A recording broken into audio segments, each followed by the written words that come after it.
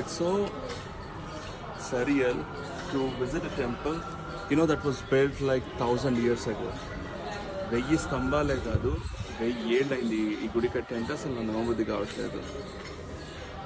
Almost you feel like ఇక్కడ రుద్రమదేవి ఈ గుడికి వచ్చింది, గణపతి దేవులు ఈ గుడికి వచ్చారు, వాళ్ళు ఇక్కడ పూజ చేశారు.